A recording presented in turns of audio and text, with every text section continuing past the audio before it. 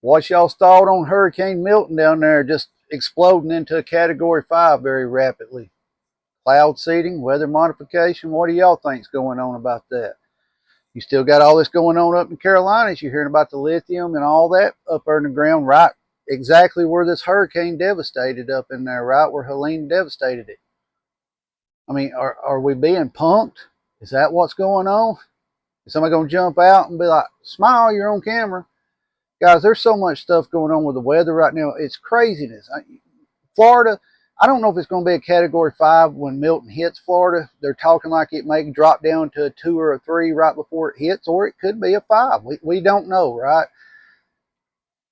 Have you ever in your lifetime seen storms the way they are now? And one thing you also got to understand, you'll hear these weathermen state that it's the hottest ever recorded year, right? We don't know that specifically because we don't have records throughout all the time the Earth's been here. We could be going through some kind of cycle, right? That where weather's going to be very extreme, but you're also scratching your head here like some of this ain't making sense. You know, you can't control Mother Nature, but are they putting stuff in Mother Nature to make her a little more meaner? That could be what's going on.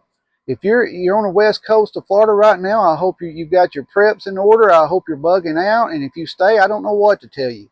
I mean, North Carolina, who would ever thought a hurricane would have hit North Carolina?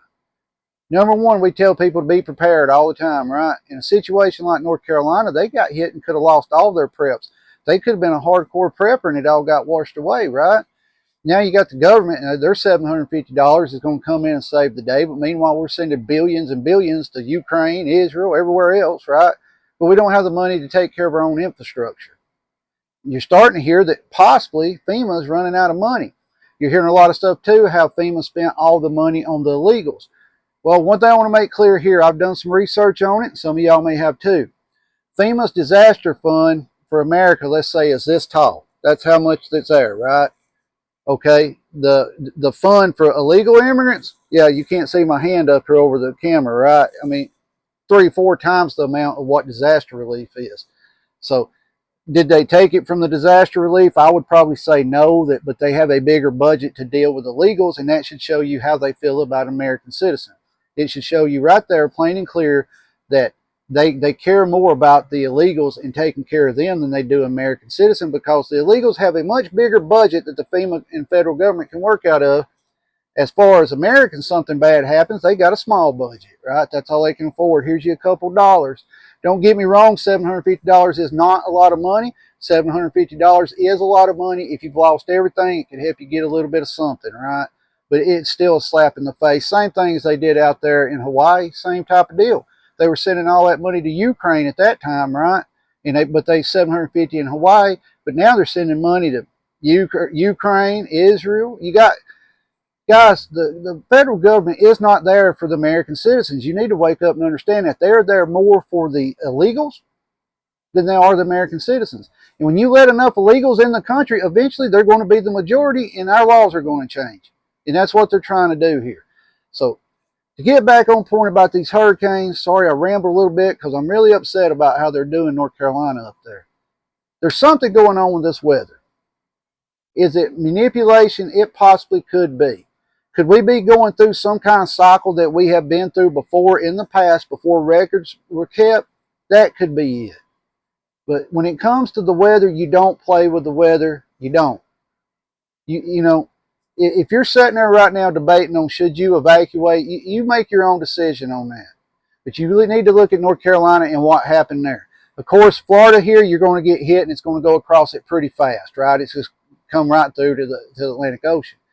But you also got to understand, if you've got all your preps, let's say you don't have them buried, you got them buried somewhere away from your house, right? Which a lot of people bury their preps. What if it floods it out? Your preps are gone. That's kind of what's happening in North Carolina. So look at them and make your own decision. Nobody can tell you what to do. You're better off to make your own decision, but try to make the right one. And if you're like me, most of the time when you try to make the right decision, it turns out to be the wrong one. I mean, that's happened to me more than anything. But there's the video. I'm going to give you a quick update. Went to the doctor yesterday. Tune out now if you want to. We're going to get some MRIs ordered. We're going to do my whole spine MRI. And then my dog Omega, some of y'all know my dog Omega, German Shepherd, Belgian Malinois mix, is sick. He's been sick for a day, kind of lethargic. We took him to the vet. Well, he snapped at the nurse when she was trying to draw blood, and they labeled him as a vicious dog. And of course, they muzzled him, and it turned out the dog is pretty bad sick. He's got to go back today to get some more medication, but they will not keep him in there in the vet hospital, doctor, because they labeled him as a vicious dog. I don't know if he's going to pull through it, and it's bothering me really bad. It's upsetting me, but we just keep hoping he gets better. We're giving him liquids. He's not eating, but he is drinking very, very very small amounts. But we're going back today to get an IV run through him, some more antibiotics, and we'll have to go from there. He's not suffering as far as whining or whimpering. He's just lethargic. And I don't like seeing him like that, because a lot of y'all know me, I hurt every day, all day long, to the point of some days you're like, oh, God, I can't do it no more. And I can't stand to see somebody else or an animal feel like that, where all they can do is lay around. So we'll find out more today when we go to the vet what we can do here. But it upsets me. The dog is like, I'm just going to tell you straight, the dog listens to me. Everybody else in the family, he'll listen to them, but he doesn't mind them, if you know what I mean. He obeys my commands. He's a working dog. He tracks wounded deer. He can find lost people. I mean, he's a working dog. And some of y'all know, if you're a canine handler, the dog will respond more to you than it does someone else.